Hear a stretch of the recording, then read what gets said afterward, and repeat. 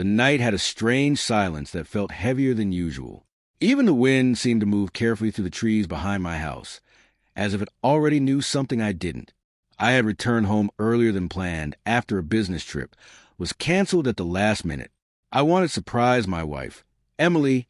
For 12 years, she had been my best friend, my partner, and the only person I believed would never betray me.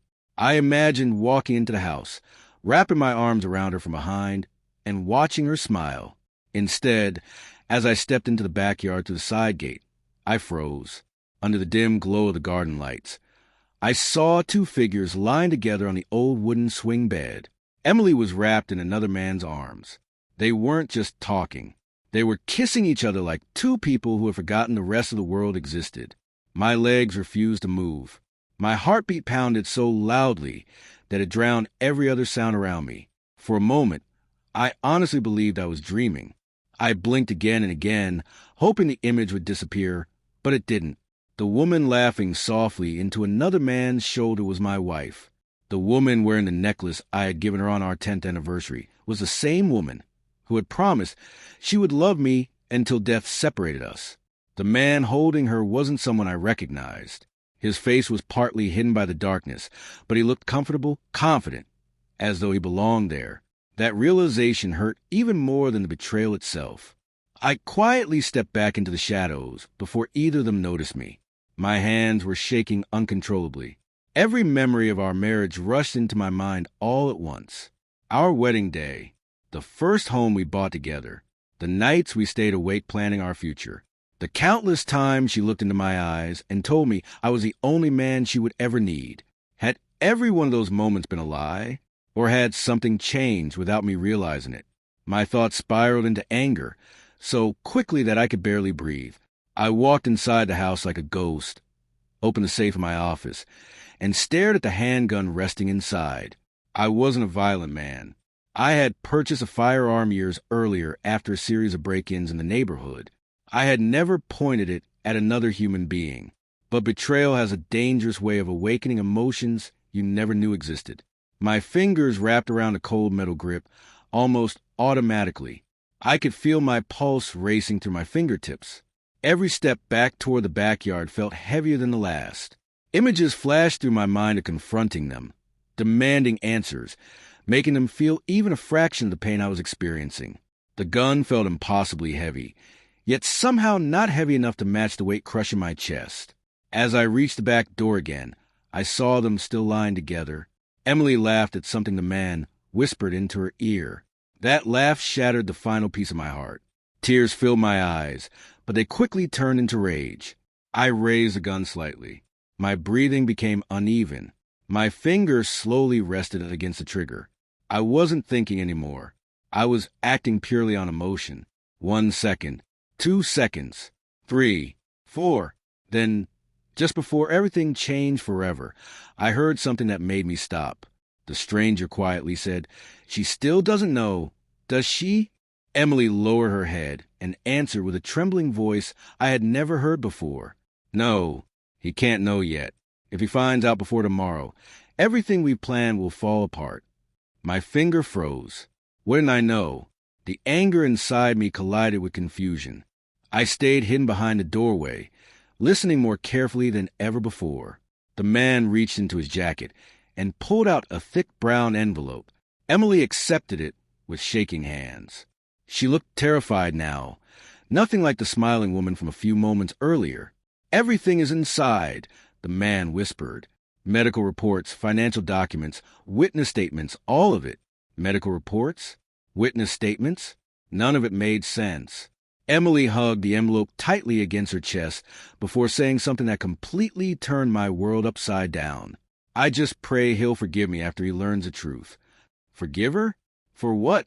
I lowered the gun without even realizing it. My entire body had gone numb. The scene I thought I understood was suddenly filled with questions. Was she really cheating? If so, why were they talking about documents and forgiveness? If not, then why had they been kissing? Nothing fit together anymore. Every answer only created 10 new mysteries. Unable to control myself, I accidentally stepped on a dry branch. The sharp crack echoed across the backyard. Emily spun around instantly. Our eyes met. The color drained from her face. The envelope slipped from her hands onto grass. The stranger immediately stood up and instinctively stepped in front of her. His eyes landed on the gun still hanging loosely in my hand. For several endless seconds, nobody spoke. Finally, Emily whispered only 3 trembling words. "You came home." I couldn't answer. The stranger slowly raised both hands. "Please," he said calmly. "Before you do anything you'll regret, let me explain." Explain? Explain what? How he had destroyed my marriage. How he had stolen my wife's love. Every instinct inside me screamed not to listen. But something deep inside reminded me of the conversation I'd just overheard. I kicked the gun several feet away across the grass. Emily immediately burst into tears. She collapsed onto her knees. "I'm so sorry," she cried. "Nothing is what it looks like." I laughed bitterly. "Really? Because it looks exactly like my wife kissing another man." The stranger closed his eyes. "She's right," he answered quietly. "You've only seen 5 seconds of the story that's been unfolding for almost a year." Those words hit me harder than any punch ever could. Almost a year? How could something last that long without me noticing? Emily slowly picked up the brown envelope and held it toward me with trembling hands. "I wanted to tell you hundreds of times," she whispered, "but every doctor begged me to wait until tomorrow." Doctor. There was that word again. My hands hesitated before taking the envelope. Inside were dozens of medical scans, hospital letters, insurance forms, and handwritten notes. The first page carried my own name. I stared at it in disbelief. My vision blurred. The date was nearly 11 months old. It was from the hospital after the car accident I barely remembered surviving. At the bottom of the report, one sentence had been highlighted. "Patient shows early signs of a rare neurological condition likely caused by traumatic brain injury. Family should prepare for rapid cognitive decline if treatment is not obtained immediately." The world seemed to stop spinning. I looked at Emily. She couldn't even lift her head anymore. I was dying." I whispered. She nodded through tears. "You were." The words echoed inside my head long after Emily said them. "You were." I read the medical report again, hoping I had misunderstood it. But every page only confirmed the same terrifying reality. 11 months ago, after the accident that left me unconscious for several days, the doctors had discovered a rare neurological condition without an experimental treatment. They believed I could slowly lose my memory, my ability to recognize people, and eventually my life. My hands trembled so violently that several pages slipped onto grass. I looked at Emily with disbelief. "Why didn't anyone tell me?" My voice sounded hollow, almost unfamiliar. Emily wiped her tears but couldn't stop crying. "Because the doctors believed the stress could make everything worse. They asked me to keep you emotionally stable while they searched for a specialist willing to perform the treatment. They said there was only a small chance it would work." I stared at her in complete silence. Every business trip, every doctor appointment she claimed was shopping, every late-night phone call suddenly seemed different. Yet one question burned hotter than all the others. I looked toward the stranger. That still doesn't explain him or what I saw. The man took one slow step forward. "My name is Daniel," he said quietly. "I'm not your wife's lover." I laughed bitterly. "Really?" "Because I watched you kissing her." Daniel lowered his head with visible shame. "That wasn't planned. Emily completely lost control after I gave her the news tonight." Emily immediately shook her head. "No, that's not true." She took a deep breath before looking directly into my eyes. "I kissed him because he handed me the approval papers. The hospital finally agreed to perform your surgery tomorrow morning." I broke down emotionally, hugged him, and in that moment, everything looked completely wrong. I wanted to believe her, but pain doesn't disappear just because someone offers an explanation. Why was he the one giving you the papers? I demanded. Daniel reached into his wallet and handed me an identification card. My eyes widened as I read it. He wasn't just a doctor. He was the lead coordinator for the neurological research program that had accepted my case. He explained he had spent months fighting insurance companies, medical boards, and research committees to secure funding for an operation that very few surgeons in the country were qualified to perform. Emily had practically lived in hospitals behind my back, begging strangers to save my life. As Daniel spoke, another folder slipped from the envelope. It contained receipts, bank statements, and mortgage documents. My heart sank as I realized what I was looking at. Emily had secretly sold nearly everything we owned. Our vacation savings were gone. Her retirement account had been emptied. She had even taken a second mortgage on the house without telling me. Every dollar had gone toward my treatment. I looked up in shock. You sold everything? Emily nodded slowly. A house can be bought again. Money can be earned again. But I couldn't lose you. I couldn't speak. Every accusation I had prepared disappeared. Instead, shame crept into my chest. While I had been assuming the worst, she had been carrying the weight of a battle I never even knew existed. Still, there was one painful memory I couldn't erase. But why keep lying to me? Emily's voice cracked. Because every time I looked into your eyes, I saw hope. If I told you that your future might disappear within months, you would have stopped living before the disease ever had the chance to take anything away. I wanted you to laugh. I wanted you to keep dreaming, even if it meant carrying the fear alone. The backyard fell silent again. The gun still lay several feet away in the grass, untouched. I walked toward it slowly, picked it up by the barrel, and carried it back inside the house. When I returned, I placed it on the kitchen counter and locked it away. The weight that filled my heart only minutes earlier had transformed into something else entirely. Regret, crushing, unbearable regret.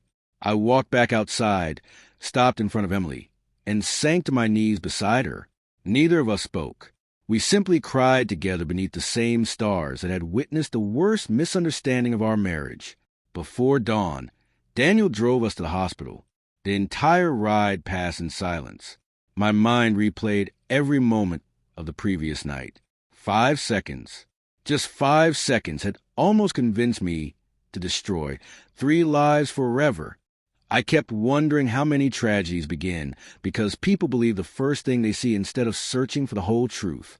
Emily reached across the car and squeezed my hand.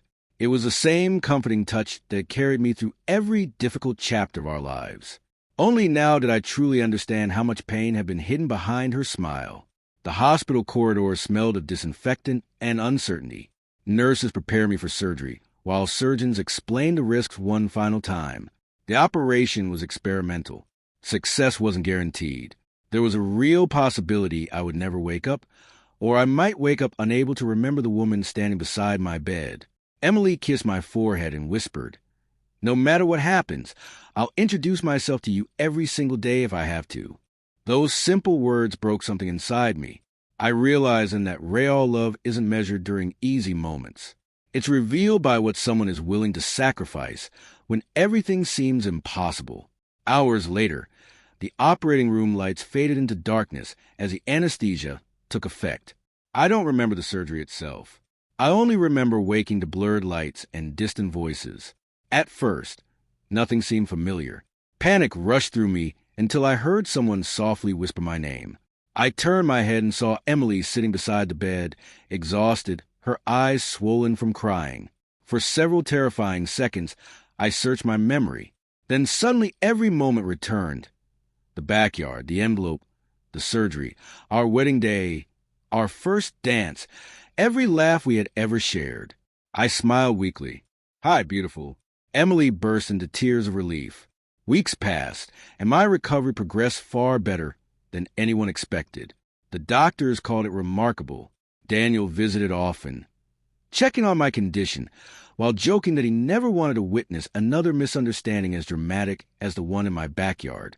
We eventually laughed about it together, though every laugh carried a reminder of how close disaster had come. Emily and I rebuilt our lives one day at a time. We downsized our home, paid off our debts slowly, and discovered that happiness had never depended on expensive things. It had always depended on trust. Months later, I returned to the same backyard, where everything had almost ended. The old wooden swing still stood beneath the trees.